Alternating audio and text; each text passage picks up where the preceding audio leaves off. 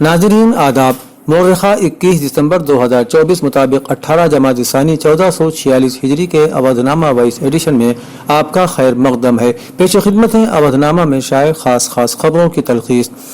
India block के रहनुमाओं ने राहुल गांधी पर दर्ज FIR की सख्त मजम्मत की है, जिसे उन्होंने भारतीय जनता पार्टी की तरफ से आईनी उमूर और डॉक्टर BR अम्बेडकर से अवाम की तवज्जो हटाने की कोशिश करार दिया है।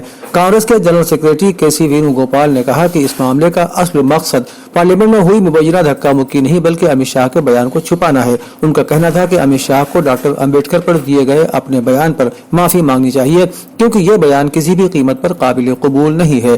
कांग्रेस के रहनुमा राजीव शुक्ला ने भी FIR को फर्जी और बेबुनियाद करार देते हुए कहा कि ये सब सिर्फ सियासी साजिश है। पार्टी की रहनुमा रंजीत रंजन ने इल्जाम लगाया कि बीजेपी जमहूरियत के उसूलों के खिलाफ काम कर रही है। उन्होंने कहा कि अगर अमित शाह माफी मांग ले तो क्या फर्क पड़ेगा, वो कह सकते हैं कि उनकी जबान फिसल गई थी। उत्तर प्रदेश के संभल में समाजवादी पार्टी के रुकन पार्लियामेंट जियाउर रहमान वर्क की रिहाइशगाह पर म्यूनिसिपल काउंसिल ने बुलडोजर चलाकर बाहर बनी गैर कानूनी सीढ़ियों को तोड़ दिया।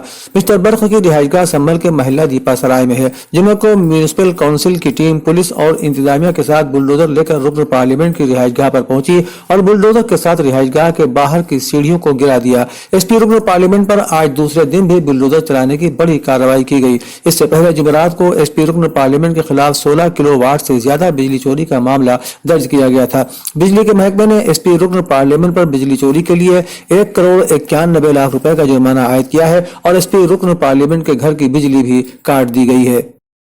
लोकसभा से one nation one election bill को पास किए जाने के बाद इसे JPC यानी ज्वाइंट पार्लिमानी कमेटी को भेज दिया गया है। इस कमेटी में लोकसभा और राज्यसभा से मिलाकर मजमूई तौर पर 31 अराकीन को शामिल किया गया था, लेकिन अब उसकी तादाद में इजाफा किया गया है। कुछ अराकीन पार्लियामेंट के मुतालबे के बाद one nation one election bill का जायजा लेने के लिए तश्कील JPC में 8 अराकीन पार्लियामेंट का इजाफा कर अराकीन की मजमूई तादाद 39 कर दी गई है। बिल पर गौर खौज के लिए तश्कील ज्वाइंट पार्लिमानी कमेटी में लोकसभा से 27 अराकीन को नामजद किया गया है, जबकि राज्यसभा से 12 अराकीन को शामिल किया गया है। इस JPC को आइंदा बजट इजलास के आखिरी हफ्ते के पहले दिन तक रिपोर्ट पेश करने को कहा गया है। आज आर्कियोलॉजिकल सर्वे ऑफ इंडिया ने संभल में नमाज जुमा के दरमियान 5 अहम जियारत गाहों और 19 कुओं का मुआयना किया। इस अमल को मीडिया की मौजूदगी से मुकम्मल तौर पर दूर रखा गया था, क्योंकि ASI ने इंतजामिया से दरख्वास्त की थी कि इस सर्वे को किसी भी किस्म की मीडिया कवरेज से बचाया जाए। इस दौरान पूरे संभल में सिक्योरिटी के सख्त इंतजाम किए गए थे। मुआयना सुबह 6 बजे के करीब शुरू हुआ। संभल में 46 साल बाद खुला एक कदीम मंदिर भी सुर्खियों में है। बताया जाता है कि इस मंदिर पर किसी ने कब्जा कर रखा था, जिसे अब कब्जे से आजाद करा लिया गया है। इसे कदीम कार्तिकेय मंदिर कहा जा रहा है, जिसमें पूजा भी शुरू हो गई है। इस गहमा गहमी के दरमियान ASI की टीम ने आज कार्तिकेय मंदिर का सर्वे किया, जिसकी खबर नहीं मीडिया को दी गई और नहीं मकामी लोगों को इसके बारे में कोई इल्म था। वज़ीर आला योगी आदित्यनाथ ने आज कहा कि पूरी दुनिया की सलामती सनातन धर्म की हिफाजत में है, जिसमें वसुधैव कुटुंबकम की अपील की गई है। मिस्टर योगी ने रामनगरी अयोध्या के अशरफी भवन आश्रम में मुनक़िदा श्रीमद् भागवत के पाठ और पंचनारायण महायज्ञ में वैदिक मंत्र के जाप के साथ रियासत के लोगों की खुशी, अमन और खुशहाली की कामना की। उन्होंने कहा कि अगर आलमी इंसानियत को बचाना है तो सनातन धर्म का एहतराम करना होगा। यह मजहब सबकी भलाई की बात करता है। वसुधैव कुटुंबकम का जिक्र करते हुए उन्होंने कहा कि यह सिर्फ सनातन धर्म ही है जिसने मुसीबत के वक्त हर जात और मजहब के लोगों को पनाह दी। वज़ीर आला ने कहा कि सनातन धर्म हिंदुस्तान का कौमी मजहब है और इसकी हिफाजत करना हम सबका फर्ज है। मुल्क के वज़ीर दाखिला अमित शाह की तरफ से डॉक्टर भीमराव अंबेडकर पर दिए गए बयान को लेकर लोकसभा में अब भी सियासत गर्म है। कांग्रेस पार्टी समेत पूरा इंडिया इत्तेहाद अमित शाह से माफी मांगने पर बजिद है, जबकि बहुजन समाज पार्टी की सदर मायावती ने भी BJP लीडर अमित शाह से माफी मांगने का मुतालबा किया है। उन्होंने डॉक्टर अंबेडकर पर की जा रही सियासत के लिए कांग्रेस समेत इंडिया इत्तेहाद की तमाम जमातों को तनकीद का निशाना भी बनाया। इशारों में उन्होंने ये भी कहा कि नीले कपड़े पहनने का मतलब ये नहीं है कि हम डॉक्टर अंबेडकर का एहतराम कर रहे हैं। इसे दिखाने की जरूरत नहीं है। किसी भी पार्टी को डॉक्टर भीमराव अंबेडकर पर सियासत करने का हक नहीं है। बहुजन समाज पार्टी ने नारा दिया था कि बाबा तेरा मिशन अधूरा, कांची राम करेंगे पूरा। इसके बाद अब समाजवादी पार्टी ने भी नारा दिया है कि बाबा तेरा मिशन अधूरा, अखिलेश यादव करेंगे पूरा। भारतीय जनता पार्टी अब इस मामले पर जारहाना हो गई है। समाजवादी पार्टी और दीगर अपोजिशन लीडरों ने लोकसभा में असेंबली इजलास के दौरान डॉक्टर भीमराव अंबेडकर की तौहीन का इल्जाम लगाकर हंगामा किया। सबने अपने अपने हाथों में डॉक्टर भीमराव अंबेडकर की तस्वीर पकड़ी हुई थी। जय भीम के नारे लग रहे थे। समाजवादी पार्टी के सीनियर लीडर और ऐवान में अपोजिशन اپوزیشن لیڈر ماتا پرساد پانڈے نے اس معاملے پر کہا کہ لوک سبھا میں ڈاکٹر بھیم راؤ امبیڈکر کی جس طرح سے توہین کی گئی اس کے لیے بھارتی جنتا پارٹی اور مرکزی حکومت کو عوام سے معافی مانگنی چاہیے۔ قومی سیاست میں داخلے کے 10 سال کے بعد یہ پہلا موقع ہے کہ جب اپوزیشن نے بی جے پی کے چانکیہ کہے جانے والے امت شاہ کے کسی بیان کو مسئلہ بنا کر ان کے استعفے کا مطالبہ کیا ہے۔ کانگریس امبیڈکر کی توہین کو ایشو بنا رہی ہے اور وزیر داخلہ سے معافی اور استعفے کا مطالبہ کر رہی ہے۔ حالانکہ بی جے پی نے بھی پوری طاقت سے کانگریس پر حملہ کیا ہے اور تاریخ کے اوراق کھول کر بتایا ہے کہ کس طرح کانگریس حکومت کے دوران بابا صاحب کی بے عزتی کی گئی تھی، مگر اس کا یہ داؤ کام نہیں آ رہا ہے اور کہا جا رہا ہے کہ راجیہ سبھا میں بابا کی توہین کے ذمہ دار امت شاہ ہیں۔ سیاسی ماہرین کا کہنا ہے کہ سیاست کا چانکیہ کہلائے جانے والے امت شاہ پہلی بار کسی بھول بھلیا میں پھنستے نظر آ رہے ہیں۔ اودھ نامہ میں شائع جہانما خبروں کے مطابق مغربی کنارے کے ایک گاؤں میں یہودی آبادکاروں نے اسرائیلی فوج کے حصار میں ایک مسجد الولیدین پر حملہ کر دیا۔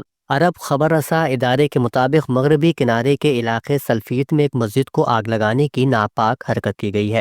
یہودی آبادکاروں نے مسجد کی دیواروں پر بدلہ اور عربوں کی موت جیسے نفرت انگیز اور نسل پرستانہ نعرے عبرانی میں اسپرے سے لکھے۔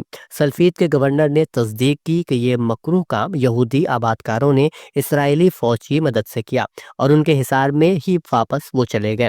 گاؤں کے ایک رہائشی نے خبر رساں ایجنسی AFP کو بتایا کہ آبادکاروں نے مسجد کے داخلی دروازے کو آگ لگا دی اور اس کی دیواروں پر عبرانی نعرے لکھے۔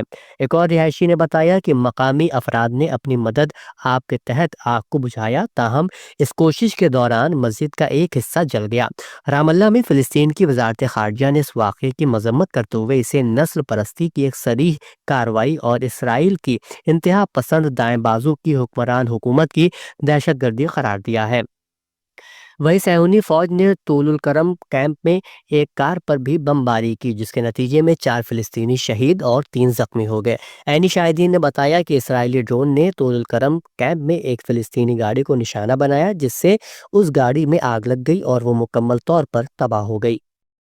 اقوام متحدہ کے جنرل سیکریٹری انطونیو گوتریس نے صحافیوں سے بات کرتے ہوئے کہا کہ شام کی خود مختاری، علاقائی یکجہتی اور سالمیت کو مکمل طور پر بحال کیا جانا چاہیے اور جارحیت پر مبنی تمام کارروائیوں کا فوری خاتمہ ہونا چاہیے۔ اسرائیلی فوجی اسرائیل مقبوضہ گولان کی پہاڑیوں اور شام کے دوران واقع اس علاقے میں داخل ہو گئے، جسے 1973 کی عرب اسرائیل جنگ کے بعد ایک معاہدے کے تحت غیر فوجی علاقہ قرار دیا گیا تھا اور جہاں اقوام متحدہ کے امن فوجی گشت کے لیے تعینات تھے۔ اسرائیلی حکام نے اس اقدام کو اسرائیل کی سرحدوں کی حفاظت کو یقینی بنانے کے لیے محدود اور عارضی قرار دیا ہے، لیکن اس بارے میں کوئی اشارہ نہیں دیا کہ فوجیوں کو کب واپس بلایا جائے گا۔ امریکہ نے ایران میں حکومت کی تبدیلی کی بار بار کوششوں کا اعتراف کر لیا ہے۔ امریکی وزیر خارجہ انتونی بلنکن نے اعتراف کیا ہے کہ 2 دہائیوں میں واشنگٹن نے ایران میں حکومت تبدیلی کی کوششیں کی، لیکن واشنگٹن کی 20 سال پر محیط کوششیں ناکام ثابت ہوئی ہیں۔ نیو یارک میں خارجہ تعلقات کی کونسل میں خطاب کرتے ہوئے انٹونی بلنکن نے ناکامی کی وجہ امریکہ ایران سفارتی تعلقات کی عدم موجودگی کو قرار دیا ہے۔ امریکی وزیر خارجہ نے تسلیم کیا کہ واشنگٹن نے ایرانی معاشرے کو برانگیختہ کرنے کی کوشش کی تھی۔ ان کا کہنا تھا کہ مشرق وسطیٰ میں بڑھتی کشیدگی میں ایران جوہری ہتھیار بنانے پر غور کر سکتا ہے۔ ٹرمپ انتظامیہ کو ایران کو بم بنانے سے روکنے کے لیے مذاکرات کرنا ہوں گے۔ امریکہ اس وقت شدید اقتصادی بحران کا سامنا کر رہا ہے، جس کی وجہ سے ملک کے پاس اتنی رقم نہیں بچی کہ وہ اپنے سرکاری ملازمین کو بروقت تنخواہیں دے سکے۔ یہ صورتحال ملک میں شٹ ڈاؤن کے قریب پہنچ چکی ہے، جس کا براہ راست اثر امریکی معیشت اور اس کے انتظامی نظام پر پڑے گا۔ گزشتہ جمعرات کی رات امریکی پارلیمنٹ میں ایک بل پیش کیا گیا تھا جس کا مقصد حکومت کے اخراجات کے لیے فنڈز حاصل کرنا تھا۔ یہ بل صدر ڈونلڈ ٹرمپ کی حمایت سے پیش کیا گیا تھا، لیکن یہ بل پارلیمنٹ میں ناکام ہو گیا۔ اس بل کی منظوری نہ ہونے کی وجہ سے امریکی حکومت کو اپنے اخراجات پورے کرنے کے لیے مزید وقت نہیں ملے گا، جس کا مطلب ہے کہ سرکاری اداروں کی فعالیت متاثر ہوگی اور شٹ ڈاؤن کی صورتحال پیدا ہو سکتی ہے۔ पेंटागन की सालाना रिपोर्ट में बताया गया है कि चीन अपने जौहरी असलहे के जखीरे में तेजी से इजाफा कर रहा है और उसने 600 न्यूक्लियर हथियार तैयार कर लिए हैं, जो आलमी सलामती के लिए तशवीश का बायस है। रिपोर्ट में इंकशाफ हुआ है कि चीन ने 600 जौहरी असलहे तैयार कर लिए हैं, जो 2030 तक बढ़कर 1000 हो सकते हैं।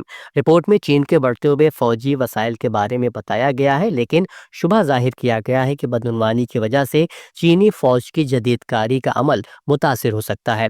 अमेरिकी रिपोर्ट में कहा गया है कि चीन अपने जौहरी असलहों की तादाद बढ़ाने के लिए 2035 तक कोशिश जारी रख सकता है।